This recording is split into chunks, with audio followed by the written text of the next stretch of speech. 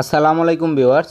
আজকে আমার খামারের কাঁচা ঘাস খাওয়ানোর দৃশ্যটা আপনাদের দেখাবো এবং এর সাথে কাঁচা ঘাস খাওয়ালে মুরগির কী কী উপকারে আসে সেই বিষয়টা আপনাদের সাথে শেয়ার করব এবং কাঁচা ঘাস খাওয়ালে মুরগির কী কী রোগের প্রতিরোধ হতে পারে আমি সেই বিষয়টা আপনাদের সাথে শেয়ার করব।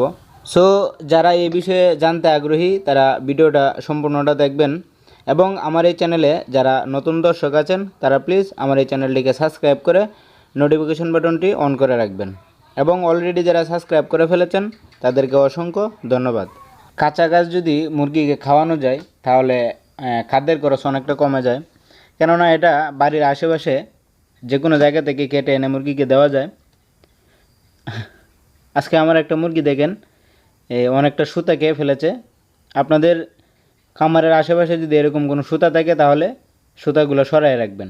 মুরগিকে কাঁচা ঘাস খাওয়ালে শুধু যে খাদ্যের খরচ কমবে তা নয়, খাদ্যের খরচ তো কমবেই, তার সাথে মুরগির বিভিন্ন ধরনের রোগ প্রতিরোধের ক্ষমতা বৃদ্ধি করবে।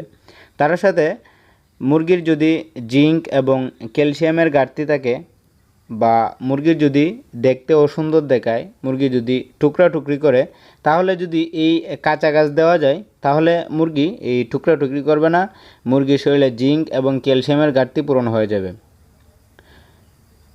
এই কাঁচা ঘাস আমাদের বাড়ির আঙ্গিনায় বা গ্রামগঞ্জে যারা থাকি তাদের কাছে খুব সহজলভ্য, একটু শুধু পরিশ্রমের ব্যাপার।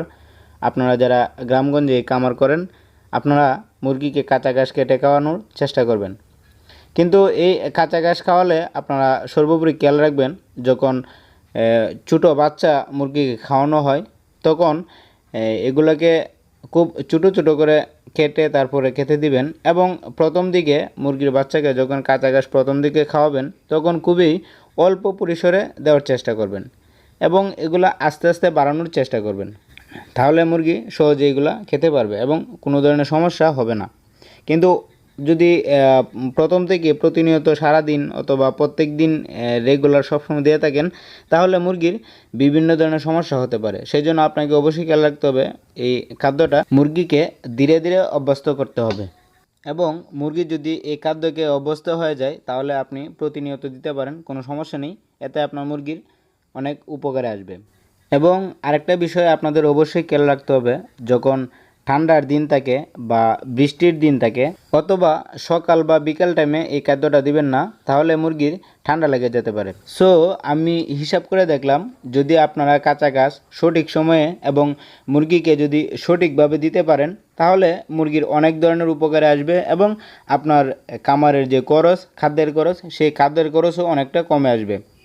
কিন্তু আপনাকে সেটা সঠিকভাবে দিতে হবে, তাহলেই আপনি খামার করে সফলতা অর্জন করতে পারবেন। সো এই ছিল আজকের আলোচনা। ভিডিওটি কেমন লাগলো এবং পরামর্শটি আপনাদের কীরকম মনে হলো সেটি অবশ্যই কমেন্ট বক্সে জানিয়ে দেবেন এবং চ্যানেলে যদি নতুন হয়ে থাকেন তাহলে অবশ্যই চ্যানেলটিকে সাবস্ক্রাইব করে পাশে থাকবেন। সো দেখা হবে নতুন কোনো ভিডিওতে। আসসালামু আলাইকুম রহমতুল্লাহ।